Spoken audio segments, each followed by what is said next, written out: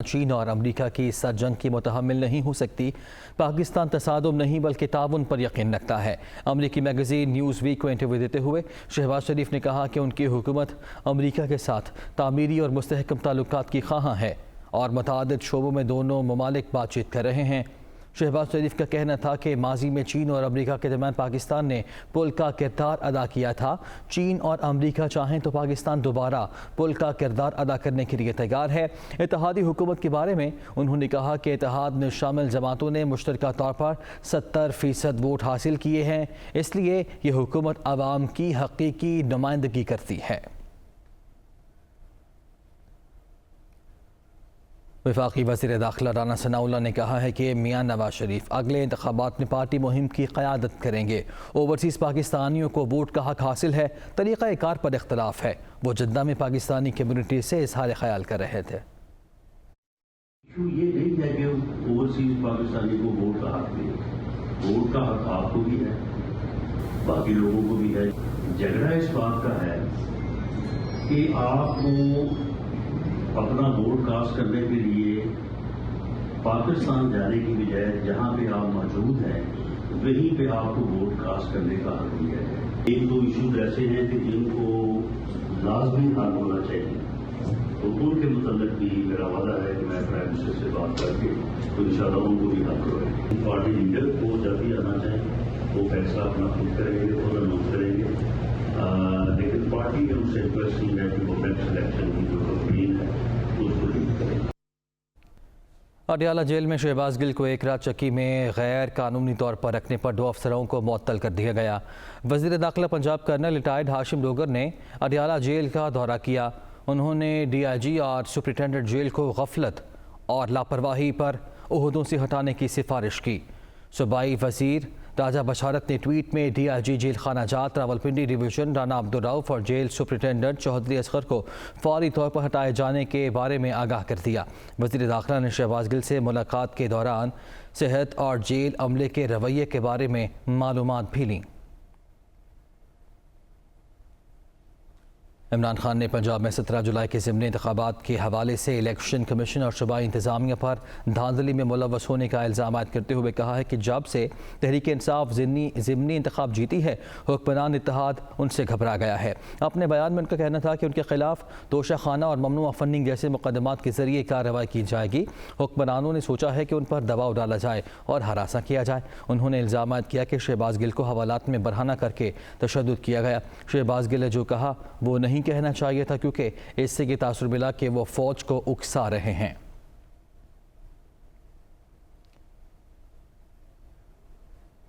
رہنما شہری مزاری نے کہا ہے کہ الیکشن کمشنر کے کردار پر سوالات اٹھائے جا رہے ہیں۔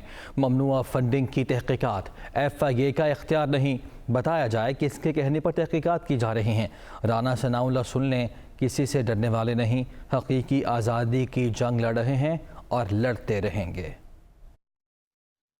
بار بار واضح ہوتا جا رہا ہے کہ الیکشن کمیشن اور خاص طور پہ چیف الیکشن کمشنر بائسڈ ہیں اور قانون کے دائرے کے باہر فیصلے دے رہے ہیں۔ یہ ایک پولیٹیکل ایجنڈا پہ الیکشن کمیشن اور چیف الیکشن کمشنر لگے ہوئے ہیں۔ ثنا، اگر تم سمجھتے ہو کہ تم ہمیں خوف زدہ کر کے چپ کرا لو گے، پھر سے سوچو۔ ہم نہیں تم سے ڈرنے والے، نہ ہم ڈارک شیڈوز سے ڈرنے والے ہیں۔ ہم انصاف کی جنگ لڑ رہے ہیں، ہم حقیقی آزادی کی جنگ لڑ رہے ہیں اور لڑتے رہیں گے جب تک ہم اپنی قوم کو آزاد نہیں کریں گے صحیح معنوں میں۔ اور آپ کے یہ جو قوانین جو آپ غیر قانونی بلکہ حرکتیں کر رہے ہیں، یہ آپ کے اوپر آئیں گی اینڈ میں۔ ایف آئی اے فورن فنڈنگ کیس میں تحریک انصاف کے خیبر پختونخوا کے رہنماؤں کو طلب کر لیا گیا۔ ذرائع کے مطابق سابق اسپیکر قومی اسمبلی اسد قیصر، صوبائی ممبر فنانس محمد محسن داؤد، پارٹی کے سابق سیکریٹری جنرل اور خیبر پختونخوا کے سابق گورنر شاہ فرمان اور پی ٹی آئی کے صوبائی فائنانس سیکریٹری محمد عمران کو طلب کیا گیا ہے۔ ایف آئی اے نے تحریک انصاف کے ان رہنماؤں کو 18 اگست کو طلب کیا ہے۔ مفتاح اسماعیل کہتے ہیں کہ پیٹرولیم مصنوعات کی قیمتیں میرے نہیں بلکہ وزیر اعظم کے دستخط سے بڑھتی ہیں۔ ٹیکس میں 1 روپیہ بھی اضافہ نہیں کیا، یہ اوگرا کا فیصلہ تھا۔ ہم اس پر کیا کر سکتے تھے؟ وزیر خزانہ نے ایک بار پھر حکومتی فیصلے کا دفاع کیا۔ دنیا کامران خان کے ساتھ میں گفتگو میں ان کا کہنا تھا کہ IMF نے سب کچھ کروایا، وہ بھی جو واجب نہ تھا۔ اس پہ تو 1 روپیہ بھی ٹیکس نہیں بڑھا ہے۔ یہ تو اوگرا کے جو فیصلہ تھا، ایوریج کاسٹ تھی، وہ ہم نے پیش کی ہے لوگوں کو، ہم کیا کر سکتے تھے؟ فائنانس منسٹر جو بھی کچھ کہے، فائنانس منسٹر کی سائن سے تو پیٹرول کی پرائس نہیں بڑھتی نا سر، پرائم منسٹر کی سائن سے بڑھتی ہے۔ مجھے تو یہ اتھارٹی نہیں ہے۔ میں نے تو جو اوگرا کی سمری آئی تھی، جو پیٹرولیم نے مجھے بھیجی تھی، میں نے پرائم منسٹر کو بھیج دی۔ میں تو اس میں 1 روپیہ لیوی بھی نہیں لگائی، 1 روپیہ وہ بھی نہیں لگایا، لیکن میں بالکل سمجھتا ہوں کہ یہ فیصلہ صحیح تھا، یہ فیصلہ پاکستان کے حق میں تھا اور میں کھڑا ہوا ہوں اس کے لیے۔ IMF کے ایگریمنٹ کے تحت ہوا ہے، جس کے اندر ہم ڈیزل کے اوپر جو شوکت ترین صاحب نے آپ کو یاد ہے کہ ایگریمنٹ کیا تھا کہ 5 روپے 4 روپے ہر مہینے پہ لیوی لگائیں گے، تو وہ ہم نے اس وقت تو نہیں لگائی تھی، لیکن ہم نے کہا تھا کہ چلو 1 جولائی کے بعد 5 روپے کریں گے۔ بہت سارے وہ قرض چکا ہیں جو واجب بھی نہیں تھے۔ IMF نے بہت ساری چیزیں کروائی ہیں۔ اب اللہ تعالیٰ کی مہربانی سے جو بھی ہم نے جس در بھی ہمیں پریشانی سے گزرے، اب وہ خطرے ختم ہو گئے۔ اب پاکستان کے بارے میں کوئی ڈیفالٹ نہیں سوچ رہا۔ جو 42 ارب روپے کا میں نے فکس ٹیکس لگایا تھا دکانداروں کے اوپر، لیکن میری اس میں یہ غلطی یہ ہو گئی کہ بہت چھوٹے جو دکاندار ہیں، پان والے، وہاں تک شاید میں کنسلٹیشن صحیح نہیں کر سکا۔ دوسری چیز یہ تھی کہ وہ 3000 کی بات ہوئی تھی اور 6000 کا ٹیکس لگا دیا FBR نے، وہ بھی میری غلطی آف کورس، بجلی کے محکمے میں۔ اس کی وجہ یہ کہ وہ ATL پہ نہیں تھے، جو دکاندار ایکٹیو ٹیکس پیئرز لسٹ میں نہیں تھا، جو زیادہ تر تھے، اس پہ لگ گیا۔ اس کے بعد سر جوڑ کے ہم نے ایک جو چیز نکالی کہ 27 ارب روپے ہم دکانداروں سے پھر بھی لیں گے، کی وجہ سے 15 ارب کا نقصان ہو گیا۔ یہ 15 ارب مجھے بہرحال کہیں سے پورے کرنے ہیں، اور وہ 15 ارب روپے کا میں ابھی آپ کو یہ بتا سکتا ہوں کہ سگریٹ کے اوپر اور تمباکو کے اوپر ٹیکس ہوگا۔ شہری حکومت سے نالا دکھائی دیتے ہیں، کہتے ہیں کہ پیٹرول سستا کرنے کے بجائے مزید مہنگا کر کے ظلم کیا گیا ہے۔ صارفین نے پیٹرول مہنگا کرنے کے حکومتی اقدام کو مسترد کر دیا، قیمتیں فوری طور پر کم کرنے کا مطالبہ کیا ہے۔ حکومت کی نااہلی پہ ہو سکتے ہیں، بے حسی پہ ہو سکتے ہیں۔ عالمی منڈی میں پیٹرول کی قیمت، جبکہ ڈالر کی قیمت بھی کم ہو گیا اور قیمت پیٹرول کی بھی کم ہو گئی، لیکن انہوں نے بڑھا دیا ہے۔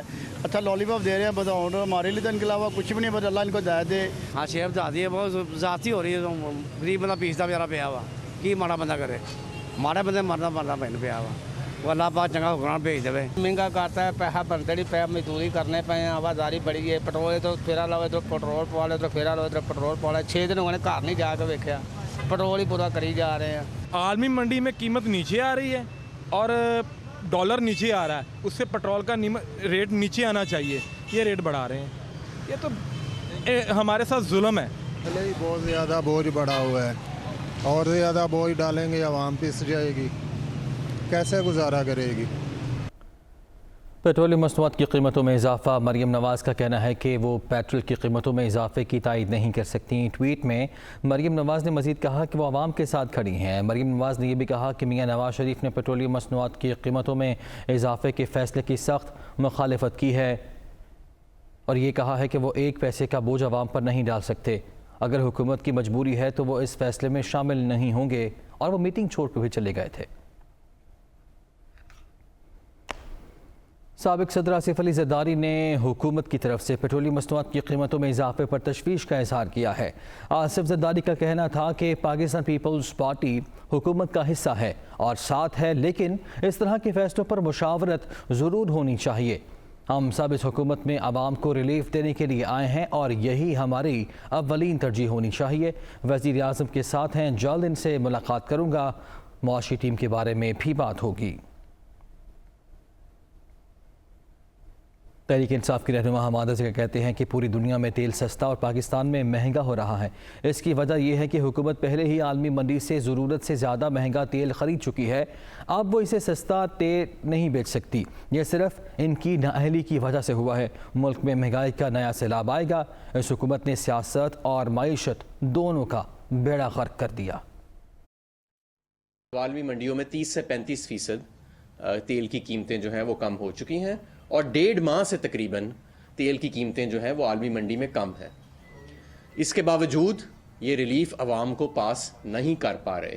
اس کی وجہ یہ ہے کہ یہ جو انہوں نے پہلے مہنگے کارگوز پہ زیادہ تیل منگا لیا، اور اس کے بعد جب ڈالر ریٹ اپنے پیک پہ تھا تو اس پہ LCوں کو ریٹائر کیا گیا بینکوں میں، اور ریٹائر بھی کیا گیا تو اس مہنگے ریٹ سے بھی 7-8 روپے زیادہ پہ ریٹائر کیا گیا، پیورلی حکومت کی ناکامی کی وجہ سے۔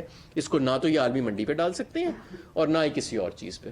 آج آپ سے سنبھالا نہیں جا رہا یہ ملک۔ یہ پیٹرول میں جو آپ نے امپورٹ کے اندر جو آپ نے نکما پن دکھایا, LNG کی امپورٹ کے اندر آپ نے نکما پن دکھایا, انرجی کے اندر ہزاروں میگا واٹ کی 6-7 ہزار میگا واٹ کی روزانہ کی بنیاد پہ لوڈ شیڈنگ جو آج تک پہلے کبھی نہیں ہوئی وہ آپ نے کر کے دکھائی. مہنگائی آپ نے 3 گنا بڑھا کے دکھا دی اس قوم کو, اور کہہ رہے ہیں جی ہم نے معیشت کو بچا لیا. آپ نے بیڑا غرق کر دیا اس ملک کی سیاست کا, معیشت کا, اور اس ملک میں شہری حقوق کا. کراچی سمیت سندھ کی ساحلی پٹی پر آج اور کل مزید تیز بارش کا امکان ہے. گزشتہ روز شہر قائد میں اولڈ سٹی ایریا, لیاری, صدر, آرام باغ اور اطراف میں بارش ہوئی. نارتھ ناظم آباد, شارع پاکستان کے مختلف علاقوں میں بھی بادل برسے. شارع فیصل, PECHS سوسائٹی اور اطراف میں بوندا باندی ہوئی. محکمہ موسمیات کے مطابق آج اور کل کراچی, بدین, ٹھٹھہ میں بارش کے تیز سپیل کا امکان ہے. ظفروال کے قریب نالا ڈیک سے 3 بھارتی ساختہ اینٹی ٹینک مائن برآمد ہوئے ہیں جن کا وزن 18 پاؤنڈ بتایا جاتا ہے. نالا ڈیک سے 3 اینٹی ٹینک مائنز برآمد ہوئے. مقامی کسانوں نے اینٹی ٹینک مائنز دیکھ کر پولیس کو اطلاع دی جس نے موقع پر پہنچ کر علاقے کو کنٹرول میں لے لیا. اطلاع پر بم ڈسپوزل اسکواڈ نے ٹیم موقع پر پہنچی اور اینٹی ٹینک مائنز کو ناکارہ بنا دیا.